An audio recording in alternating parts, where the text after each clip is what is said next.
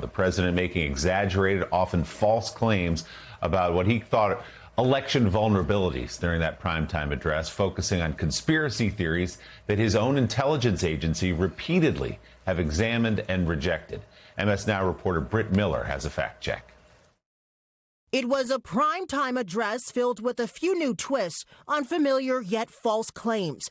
Our elections were left vulnerable to being rigged and stolen. For about 30 minutes, President Trump dug deeper into his fixation of losing the 2020 election, announcing the declassification of documents he says showed China election interference, vulnerable voting infrastructure, and hundreds of thousands of non-citizens registered to vote. He began by claiming China's meddling dates back to 2020. The People's Republic of China carried out what is believed to be the largest compromise of election data in history, resulting in China's illicit acquisition of 220 million U.S. voter files.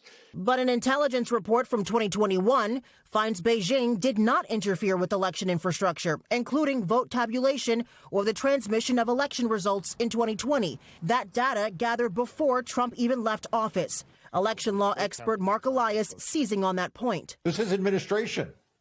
I mean, what's crazy about Donald Trump is that he's constantly complaining about a deep state, and what he's complaining about is people who he hired. Another claim by Trump, U.S. voting machines are compromised. Americans were blatantly lied to about the security of our election infrastructure, including electronic voting machines and ballot counting systems.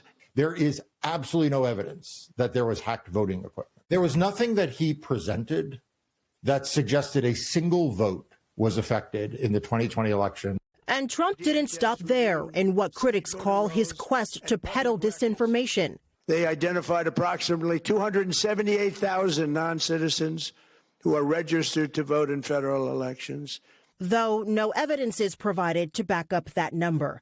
And an analysis by the Bipartisan Policy Center found non-citizen voting is so rare.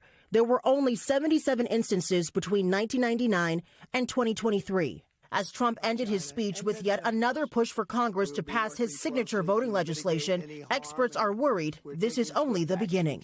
But I think the main reason why he did this address, I think the main reason why he has done most of the attacks on elections that we have seen in recent weeks and months is to lay the groundwork to undermine free and fair elections in 2026.